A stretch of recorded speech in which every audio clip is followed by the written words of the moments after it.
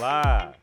É mais uma vez, estamos aqui no Pode Falar em Direito com o papai, aproveitando a oportunidade de tê-lo aqui conosco para nos dar conselhos, orientações a respeito da sua carreira profissional, de alguém que já tem alguns anos de estrada e que tem muito a contribuir para as pessoas da área jurídica que estejam interessadas em advogar e que pode compartilhar com todos nós a sua vivência que o transformou hoje nesse profissional que eu, como filho, tenho muito carinho, muita admiração e conseguiu despertar isso em todo mundo que convive com ele. Papai, muito obrigado por mais uma vez poder estar aqui conosco. Meu filho, a alegria é minha, sabe? E tentar esclarecer as coisas para as pessoas é um papel. Não estou dizendo que eu tenha razão naquilo que eu fale, mas eu acho que foi o poeta Tiago de Mello que, num determinado poema dele, que ele disse que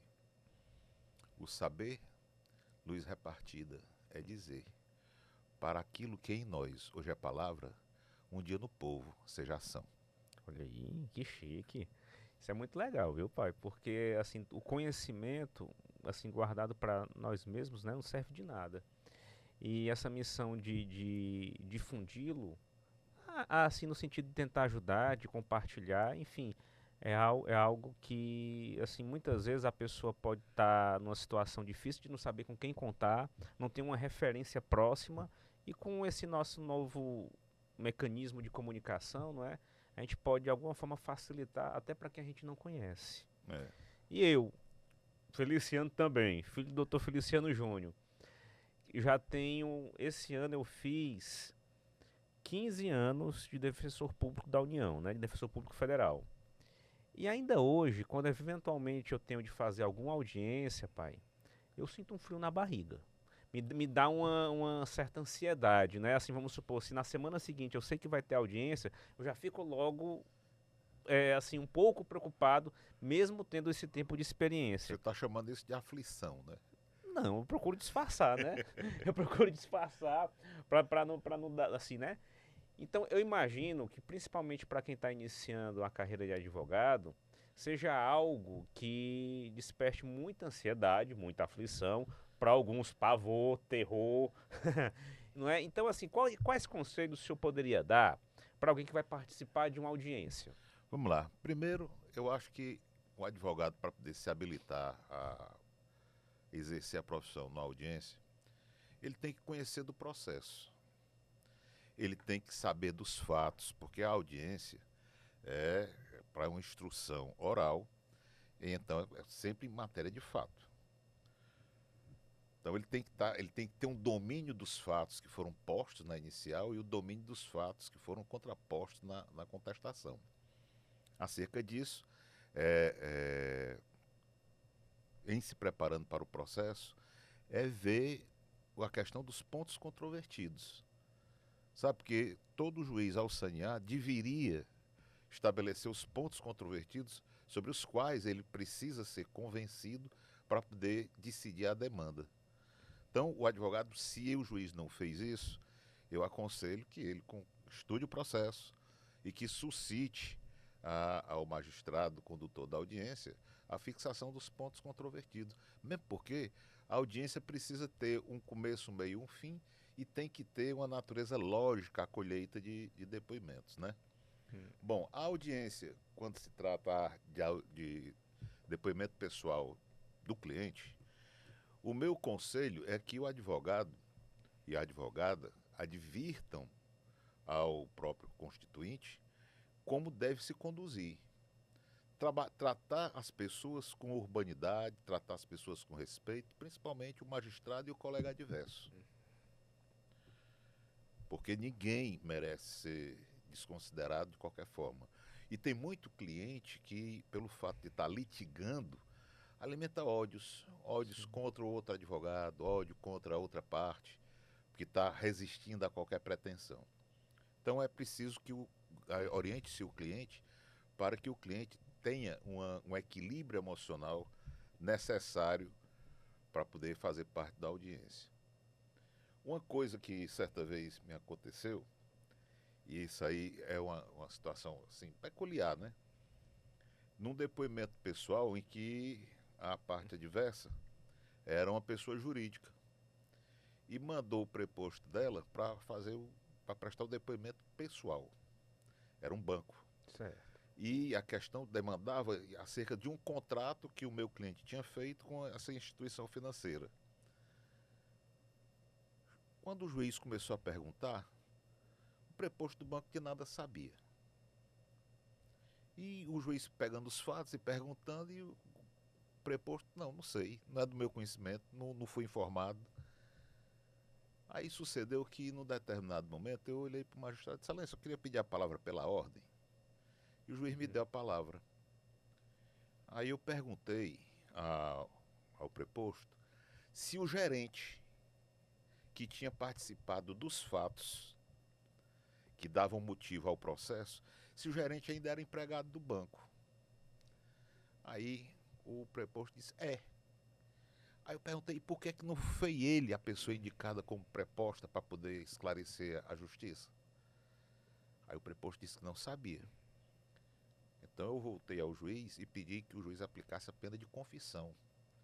Porque a pena de confissão ela é aplicada em desfavor daquela parte que falta a audiência ou da parte que, em comparecendo à audiência, não esclarece as questões que lhe são postas. E assim o juiz aplicou a pena de confissão com a pessoa presente. Então isso é apenas um dos aspectos de como se conduzir numa audiência, da gente estar atilado, antenado para esse tipo de circunstância, né? Não, eu na minha experiência, logo quando eu comecei na defensoria, quando eu fui começar a fazer audiência, eu tomei um susto, porque uma mesa parecida como essa, né, o magistrado sentado na cabeceira, ele falando para o servidor, para o analista, quais seriam as audiências do dia. E ele mesmo, o juiz, não sabia de nada. Ele foi pegar os processos, cada um, e foi ler só os pedidos. O que cada processo pedia. E quando eu observei isso me deu uma tranquilidade tão grande, porque eu vi que eu sabia mais do que ele sobre o processo que eu ia atuar. Essa situação que se você tem um domínio conhece, estuda o processo para poder fazer audiência, não há por que ter qualquer tipo de aflição, não há por ter qualquer tipo de frio na barriga, coisa que o valha. É simplesmente um momento solene, é claro. Sim. A gente não pode perder a solenidade do momento, mas com tranquilidade, simples. É verdade. Agora sim, né? Quando a gente não quer enganar ninguém, quando a gente quer fazer o que é correto, quando a gente quer fazer o que é justo, aí não há de fato nada a temer. Lá no famoso Piauí, em Teresina, onde eu comecei, teve um dia que foi engraçado. Eu peço licença para contar essa história, porque é interessante. Era uma audiência criminal para ouvir uma testemunha. E eu ia ser o defensor de um outro réu que não foi nem encontrado. E a testemunha era uma testemunha de defesa que foi arrolada por um réu muito importante. Por um corréu. Por um corréu muito importante. E a testemunha estava apavorada. E só tinha chegado eu, assim, para aguardar a audiência. E ela estava apavorada. Porque não conhecia nada, não sabia de nada. Não entendia por que tinha sido arrolada, por que estava ali. E, desesperada, pediu minha ajuda. E eu tranquilizei ela, que se você não sabe de nada, diga que você não sabe de nada. Se o juiz lhe perguntar alguma coisa que você saiba mais ou menos, diga que você sabe mais ou menos. Agora, o seu dever é contribuir com a justiça. Se foi arrolada porque tem alguma razão, e que você tem que dizer a verdade. Só a verdade. E foi uma situação um pouco constrangedora depois, porque ao final o advogado que havia rolado não compareceu e a audiência, por alguma razão especial, foi remarcada. Meses depois, eu ainda estava lá, aí a audiência foi redesignada. E aí foi impressionante, porque aí o advogado compareceu e a testemunha sabia de tudo. E isso daí gerou um constrangimento. Ela olhava para mim, porque tinha aberto o coração. Ela foi industriada, né? Sim, foi uma testemunha industriada. E pelo que eu observei, foi tipo como se fosse aquelas situações para se ganhar tempo. Era um processo criminal e eu acho que foi uma testemunha rolada, inclusive era uma carta precatória, para ver se fazia o processo... Andar a passos mais lentos do que o normal. E daí, porque tem também aquela questão que muito juiz desconfia de advogado. Como é que o advogado, pai, tem que lidar quando ele sente, quando ele percebe, ainda que injustamente, que o juiz não confia em ninguém, não confia nele? Eu acho que a verdade, meu filho, é a menor distância entre dois pontos. Se você tem algum sentimento que um magistrado esteja eventualmente pondo em dúvida o que você está fazendo, eu acho que as pessoas com tranquilidade deveriam dirigir-se ao magistrado e dizer: doutor, eu estou sentindo assim, assim, assim, assado. Eu estou errado? O que é que eu posso fazer para melhor lhe esclarecer? Reservadamente, não? Rapaz, se a circunstância puder, melhor. Sim. Mas se ela não puder, que seja em público. Agora, eu digo sempre, a pessoa tem que trabalhar com a outra com respeito, com urbanidade, sabendo escolher as palavras para que as palavras não machuquem. Sim, com honestidade. Com honestidade, fundamentalmente. transparência, humildade e simplicidade. Sim. Quem age com humildade e com simplicidade não se perde nessa vida nunca. Pois é, outro ponto interessante isso daí. Porque uma coisa que eu também já observei, na minha experiência ainda não tão grande, é que muitas vezes quando o indivíduo não é muito preparado, não estudou muito, ou faz o seu trabalho com má vontade, ele meio que se esconde na sua ignorância através de um escudo de agressividade, de prepotência. Geralmente, olha, eu na minha vida, que eu acho que estou aí uns 41 anos, 42 de advogado, na minha vida é o seguinte: toda vida que eu me deparei com alguém extremamente agressivo, eu depois observei que era uma pessoa extremamente despreparada. O despreparo muitas vezes leva a essa agressividade. Como lidar com um indivíduo assim? Bom, ensinando. Você conhece o ditado chinês? Não. Tem um ditado chinês que é muito interessante. Ele diz assim: aquele que nada sabe e não sabe que não sabe é um tolo. Ignora-o. Aquele que nada sabe, mas sabe que não sabe, é simples. Ensina-o. Aquele que sabe, mas não sabe que sabe, ele dorme, desperta-o.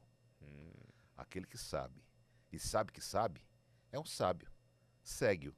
Então, se você decalcar essas 4 personalidades do ditado chinês, aquele que nada sabe e não sabe que não sabe, ou seja, é um ignorante. Ele não sabe de nada, mas não tem a humildade de reconhecer-se como uma pessoa ignorante. Então ele é um tolo, não adianta. Mas aquele que não sabe, mas tem uma consciência de que não sabe, então ele é uma pessoa humilde. Então isso é fácil, basta ensinar.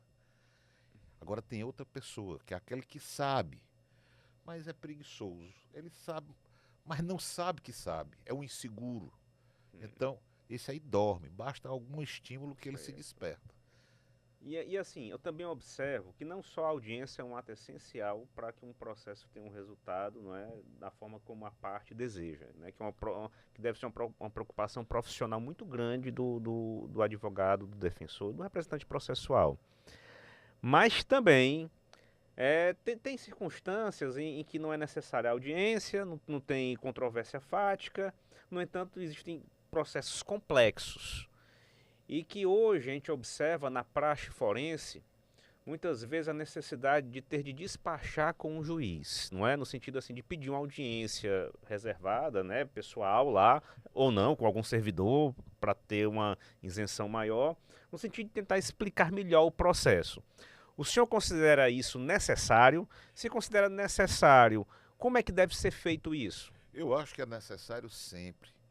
Ouça bem, quem vai à justiça vai pedir alguma coisa. Para pedir alguma coisa, você tem que se comunicar. Muitas vezes, um magistrado, e hoje está cada vez pior, eles estão sendo afogados de trabalho e sem tempo para nada. E aí, muitas vezes, eles têm que agir, como você falou aí, chegar na audiência sem ter estudado os processos. Então, o advogado tem o direito e tem a prerrogativa de buscar falar com o julgador de toda causa. Para isso aí, eu recomendo que primeiro se haja de uma forma educada, ou seja, marcar dia e hora para poder ir. Segundo, levar, se possível, um apontamento, uma nota, para que você chegue e não tome o tempo do juiz em vão, e nem perca o seu próprio tempo e você seja objetivo naquilo que você vai expor e pedir. Muitas vezes um encontro desse é fundamental para você pegar o processo e mostrar, doutor, olha o que está nas folhas tais, olha o que é que tem aqui, olha o que foi que a outra parte juntou, o que é que isso significa sobre a consumação ou não de um ilícito, ou a consumação ou não, ou reconhecimento ou não de algum direito de qualquer das partes. Então, você levar um apontamento, facilita muito. Sim. E sempre se marcou dia e hora chegar um pouco antes. Porque uma das coisas que mais me aborrece, pelo menos, que eu vejo no geral da nossa sociedade, é a displicência que as pessoas têm com os compromissos. Ajustam-se dias e horas de alguns encontros e geralmente as pessoas acham que todo mundo é noivo em casamento, né? Que acha que pode chegar com meia hora, uma hora de atraso. Não é, principalmente numa situação como essa. Porque aí se não comparece na hora já pode gerar uma má vontade com o próximo encontro. E um apontamento, é assim, você pode até deixar como uma espécie de memorial para o magistrado, para ele poder se lembrar da conversa, do que é que foi dito. Sim, é. Sabe, então é uma coisa simples, não é uma coisa complicada. Essa questão do apontamento é importante, se a gente for parar para pensar, não é, ele não vai transcrever, reduzir a termo o que você está abordando lá. Mas se você fizer um checklist, ou se fizer assim, algumas notas ainda que de ele lembrança. bote no lixo depois, serve para ele se orientar. Ele vai se lembrar da sua conversa, o magistrado vai se lembrar do que você foi lá explicar. Interessante, viu? Então, assim, essa na questão do despacho, dependendo da causa ou em qualquer causa, o que é que você acha? Para mim, eu acho que se os magistrados pudessem receber todos os advogados para todas as causas, seria muito mais democrático. Mas eu entendo, eu compreendo que nem todas as causas o magistrado poderá estar atendendo todas as partes. Sim.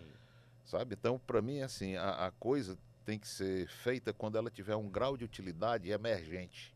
Sim. Sabe? Quando a coisa precisar ser decidida com alguma rapidez. Certo. Fora isso, é esperar que, obviamente, o Poder Judiciário trabalhe na medida em que eles possam prestar esse serviço à sociedade. Tudo bem.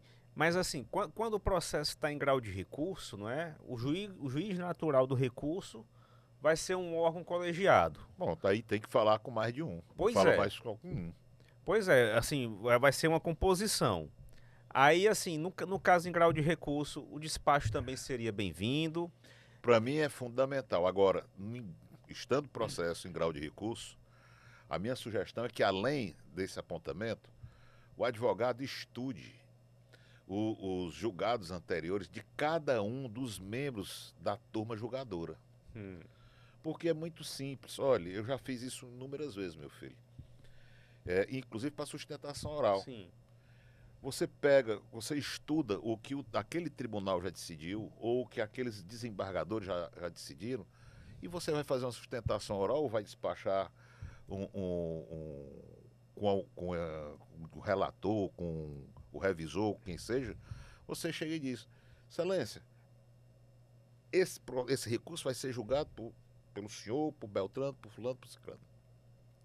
Olha aqui, pesquisei os precedentes que esta Câmara já decidiu. Então está aqui, o senhor já decidiu o processo número tal desse jeito, o processo número tal desse mesmo jeito, e assim seus colegas. Então eu estou aqui fazendo a sustentação oral, eu estou aqui pedindo para o senhor simplesmente uma questão de coerência. Sim. Eu estou defendendo o mesmo direito, e assim você fazer o enquadramento. Porque, veja só, quando a pessoa pode ficar convencida de modo contrário ao seu, só tem uma coisa que ela não pode fugir. É do próprio convencimento. Do passado. Do passado dela. Então, se ela já externou um convencimento em determinado sentido, ele vai ter uma dificuldade mental enorme para poder se desdizer. O orgulho impede isso, né? Algumas vezes. Aí a pessoa fica encurralada. Não, eu não falo encurralado. Eu acho que é uma palavra pesada. Eu acho que a pessoa fica submetida ao peso da própria voz. Até porque, né, assim, por mais que hoje a lógica do nosso processo, do nosso direito seja o sistema de precedentes, né, que atingiram um patamar vinculante, sempre existe aquela possibilidade de um caso concreto ter uma distinção, ou aquele precedente poder ser superado, não é? Isso, ou você mostrar uma interpretação, como eu já vi muitas vezes, inclusive em súmula do Superior Tribunal de Justiça, em que a súmula era em si inconstitucional. E era uma súmula. E era uma súmula. Por um aspecto que não se viu.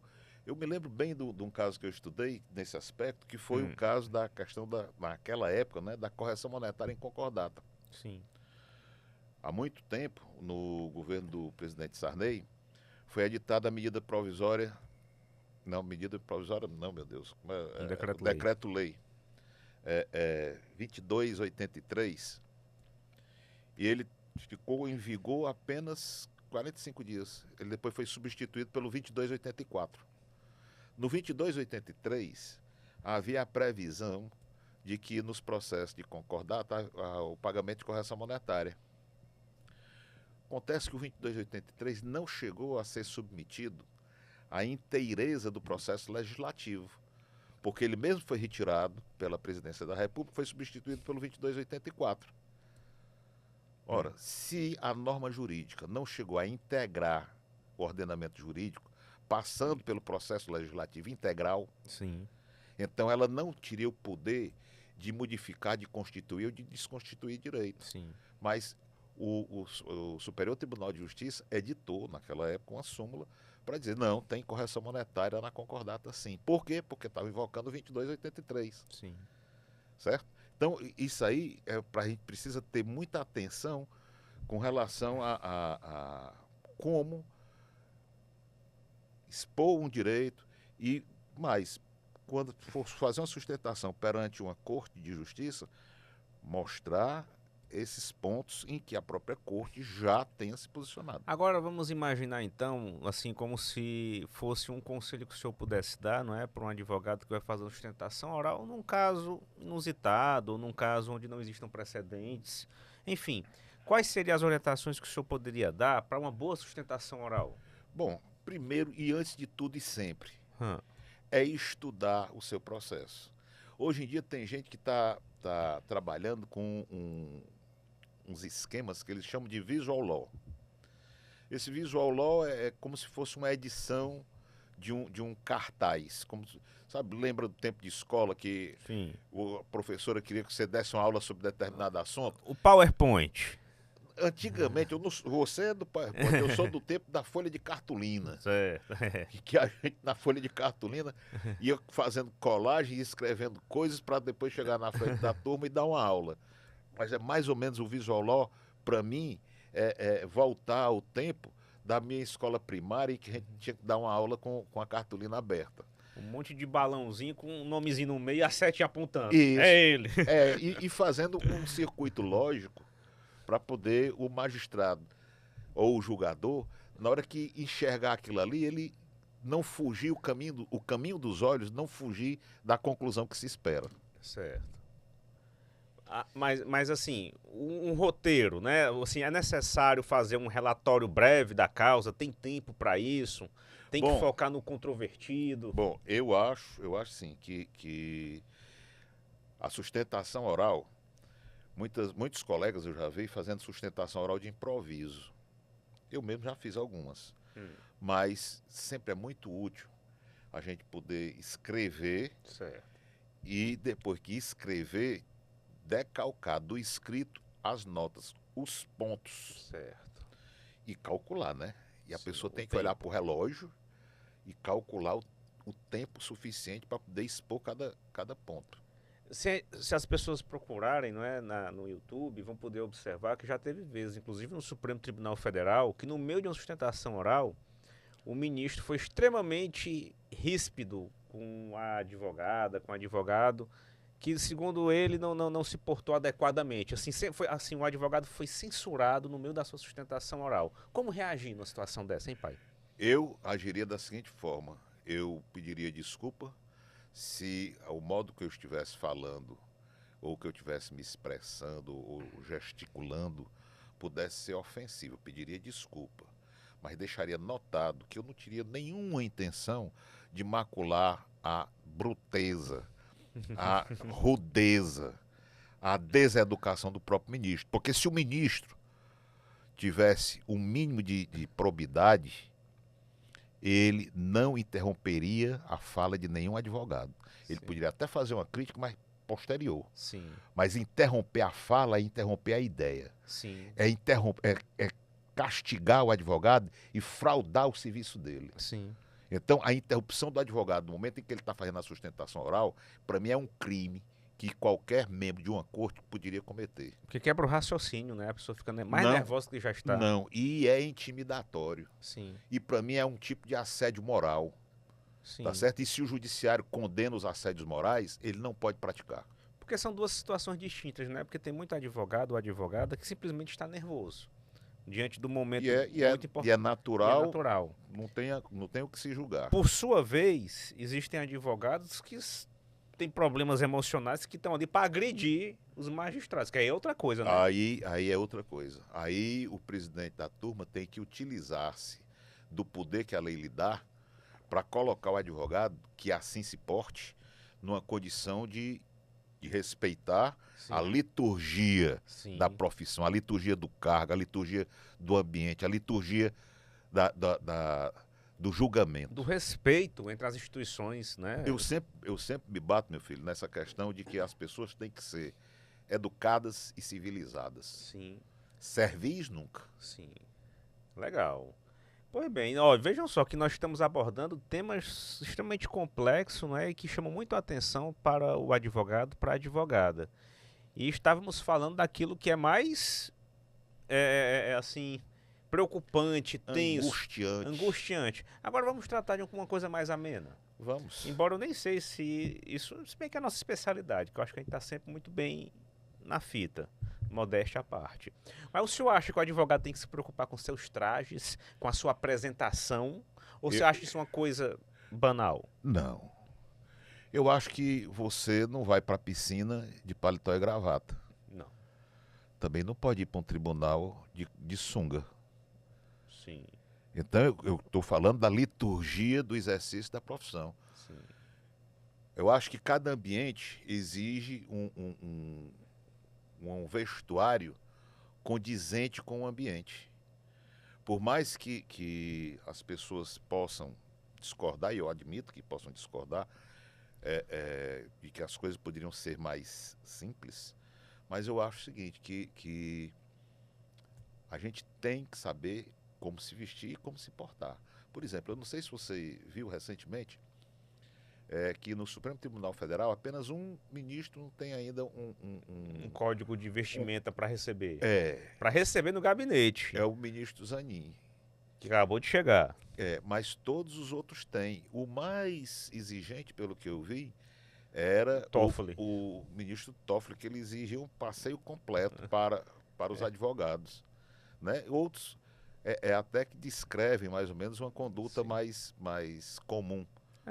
Né? Mas eu acho, de qualquer sorte, que é inaceitável que uma pessoa não tenha uma postura e uma compostura do que esteja fazendo. Sim. Sabe?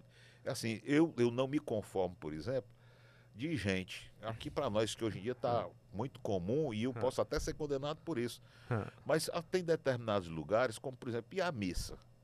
A pessoa vai à missa de bermuda. Eu não entendo como é que uma pessoa possa ir à missa de bermuda e de sandália japonesa. Sabe, eu não entendo. Tudo bem, tem pessoas que são mais humildes, que não podem não ter roupa e tal. Eu compreendo. Sim. Mas eu acho que bermuda, meu irmão, não é condizente com o ambiente. Concordo, pai. Anteontem, tá tendo no colégio da Letícia, né, da minha mais velha, de noite, as missas de Eucaristia, eu acho, ou de fim de ano, né? A questão lá religiosa. E eu sempre vou pegar lá à noite, de bermuda, né? Que eu tô à vontade para ir pegar lá no colégio. E o caminho que eu sempre pego é o caminho da quadra, onde estava ocorrendo a celebração. Aí o rapaz fica na portaria, extremamente assim, preocupado, até com medo de eu me incomodar, foi me repreender no sentido de que eu não poderia ir por aquele caminho, porque ia ter a missa. E eu estava de bermuda. Né? A missa nem... Me mate de vergonha. Não, mas eu não ia pra missa pegar minha filha, né? Aí eu, com certeza, já imaginou que, assim, todo mundo lá chique e eu só pra querer ser diferentão ou pra querer ser alternativo, porque é uma forma, na verdade, se a gente for parar pra ver, de respeito. Tanto ao próximo como à instituição. E como a si próprio. Sim. As pessoas têm que começar respeitando a si próprias. Sabe, assim, tem pessoa que não tem constrangimento com nada, mas eu particularmente não sou desse tipo. Sim. Olha, para você ter uma ideia, meu filho, eu vim conhecer o joelho do meu pai, seu avô, eu tinha 18 anos, Eita. tá certo? Pensa num joelho difícil. Pois é. Fiote de muçulmana, né? Olha, eu vim conhecer o joelho do papai quando eu tinha 18 anos. Então eu aprendi com ele que, assim, dificilmente você vai me enxergar em qualquer canto que eu não esteja de sapato e com calça comprida. Sim. Eu me sinto nu se eu andar de bermuda pelo meio, como todo mundo está andando. Para Não mim, é. para mim é uma vulgarização do próprio comportamento Não, social. é só a questão de noção, né? É questão de noção, num ambiente profissional, num ambiente de respeito, não é? Já no churrasco eu já admito a ideia da bermuda. Que bom, pai, que bom que no churrasco só admite. Não, no churrasco eu admito. Porque, assim, atualmente, né, assim, principalmente o indivíduo que reside no Nordeste brasileiro, né, ele tem uma dificuldade maior, né, de usar essas roupas mais pesadas. Olha, não tem nada de roupa pesada.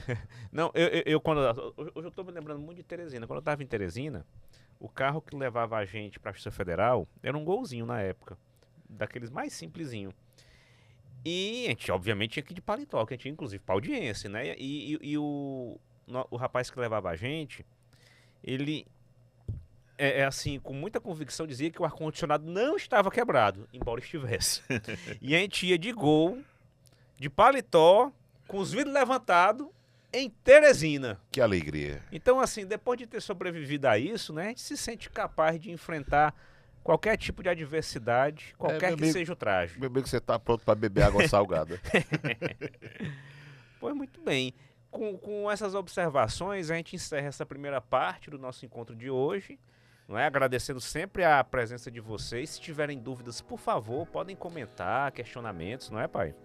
Se quem quiser deixar alguma pergunta para que em outra oportunidade a gente possa responder, pode ficar à vontade, pode perguntar o que quiser, sem problema nenhum, que na outra gravação a gente pode responder a pergunta indicando o nome da pessoa que perguntou.